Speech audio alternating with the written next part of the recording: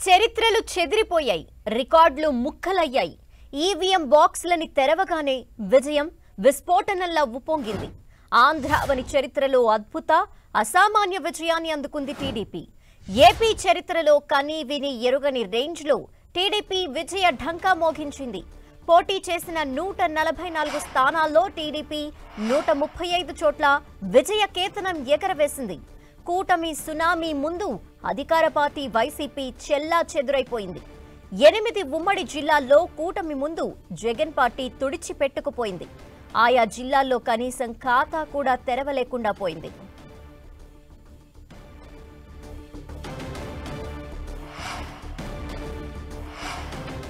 కూటమి విజయానికి సంబంధించి ఏపీ ఏమనుకుంటోంది? ఏపీలో పార్టీల పరంగా కావచ్చు, ఇక ప్రజల పరంగా కావచ్చు, మరిన్ని డీటెయిల్స్ మా ప్రతినిధి జయరాజ్ అందిస్తారు. జయరాజ్. ధనలక్ష్మి, ఎవరి అంచనాలకు అందనంత విజయం, ఎవరు కూడా ఊహించినటువంటి పరిణామాలు. ఆంధ్రప్రదేశ్ రాజకీయ చరిత్రలో ఇదొక ప్రత్యేక అధ్యాయంగానే పేర్కొంటున్నటువంటి పరిస్థితులు. టీడీపీ, జనసేన, బీజేపీ కూటమి ఇంత ఘన విజయం సాధిస్తుందని ఆ పార్టీలు కూడా అంచనా వేయలేనటువంటి ఒక అసాధారణమైనటువంటి పరిస్థితుల నేపథ్యంలో వెలువడినటువంటి ఫలితాలు కూటమికి ఘన విజయాన్ని సాధించి పెట్టాయి. 2019 ఎన్నికల్లో 151 సీట్లని గెలిచి తీవ్ర పెద్ద విజయంగా భావించినటువంటి వైసీపీ ఈసారి 8 జిల్లాల్లో కనీసం ఖాతా కూడా తెరవలేనటువంటి పరిస్థితుల్ని స్వయంకృతాపరాధంగానే పేర్కొంటున్నటువంటి పరిస్థితులు. టీడీపీ, జనసేన, బీజేపీలు ఉమ్మడిగా రంగంలోకి దిగిన నేపథ్యంలో తప్పకుండా ఇది మంచి ప్రయోగం అవుతుంది ఆంధ్రప్రదేశ్ రాజకీయాల్లోని భావించినటువంటి వ్యక్తులందరూ ఈ రోజున అనుకోనంత విజయాన్ని సాధించింది కూటమి అని చెప్పేసి భావిస్తున్న పరిస్థితి. ముఖ్యంగా టీడీపీ ఇంతటి ఘన విజయాన్ని సాధించడం వెనక చంద్రబాబు నాయుడు వ్యూహం, పవన్ కళ్యాణ్ సాహసం, అదేవిధంగా బీజేపీ చొరవ అన్ని మూడు కూడా కలిసి వచ్చాయని భావించవచ్చు.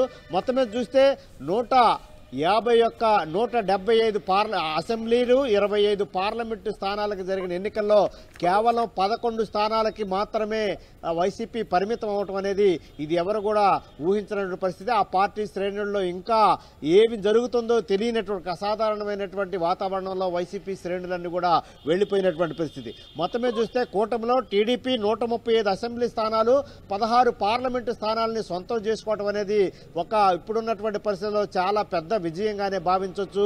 మొత్తం మీద చూస్తే 8 అసెంబ్లీ, 3 పార్లమెంటు స్థానాల్లో బీజేపీ గెలిచింది. 25 మొత్తం జనసేన కూడా 21 అసెంబ్లీ స్థానాల్లో, 2 పార్లమెంటు స్థానాల్లో గెలవటం అనేది చాలా పెద్ద విజయంగా భావిస్తున్నారు. ముఖ్యంగా ముగ్గురు కలిసి పోటీ చేయటం ఒక ప్రయోగం అయితే, ఇచ్చినటువంటి హామీలు ఏదైతే సూపర్ 6 అనేటటువంటి నినాదంతో 6 సూపర్ 6 హామీలు ఏవైతే ఉన్నాయో అది ప్రజల్లోకి విపరీతంగా వెళ్ళగలిగింది. అదేవిధంగా అమరావతి రాజధాని అనేటటువంటి అంశం గురించి కూడా ప్రజల్లోకి బాగా విస్తృతంగా తీసుకెళ్లారు. దాదాపు 1800 రోజుల పాటు అమరావతి రైతులు చేసినటువంటి నిరాహార దీక్షలు, పోరాటాలు, దీనికి సంఘీభావం తెలిపినటువంటి బీజేపీ, జనసేన, టీడీపీలు చేసినటువంటి విస్తృతమైనటువంటి ప్రచారం ప్రజల్లోకి బలంగా వెళ్ళింది. ఈ నేపథ్యంలోనే కృష్ణా, గుంటూరు జిల్లాల్లో విపరీతమైనటువంటి ఎక్కడా కూడా ఒక ఖాతా కూడా తెరవకుండా వైసీపీకి పూర్తి స్థాయిలో ప్రాంత ప్రజలందరూ కూడా తగినటువంటి ఫలితాలను ఇచ్చినటువంటి వాతావరణం నెలకొంది. మరోవైపు చూస్తే ఏదైతే ల్యాండ్ టైటిలింగ్ యాక్ట్ ఉందో, ప్రతి వ్యక్తికి కూడా భూమి అనేది సొంత ఆస్తిగా భావిస్తారు. దానికి సంబంధించిన ప్రతి కాగితం కూడా తన దగ్గర ఉండాలని భావిస్తారు. ల్యాండ్ టైటిలింగ్ యాక్ట్ ఏదైతే ఉందో అది ఎన్నికల సమయంలో ప్రజల్లోకి విస్తృతంగా తీసుకెళ్లే విషయంలో చంద్రబాబు నాయుడు చేసిన వ్యూహం అనేది చాలా పెద్ద విజయంగానే భావించవచ్చు. దీనితో పాటు ఇచ్చినటువంటి సూపర్ 6 పథకాలు, అమ్మఒడి కానీ, అందరికి ఇంట్లో ప్రతి వ్యక్తి ఎంతమంది ఉంటే చదువుకుంటే వాళ్ళందరూ కూడా అమ్మఒడి ఇస్తాము. అదేవిధంగా ఉచితంగా 3 సిలిండర్లు ఇస్తామైతే ఏదైతే ఉందో, 20 లక్షల యువతకి ఉద్యోగాలు ఇస్తామైతే ఏదైతే ఉందో అవన్నీ కూడా చాలా విశ్వసించారు ప్రజలు. ముఖ్యంగా మహిళల ఓటింగ్ ఎక్కువగా పడింది. మొత్తం ఉద్యోగుల ఓటింగ్ పోస్టల్ బ్యాలెట్లు కూడా అత్యధికంగా నమోదైనటువంటి పరిస్థితి.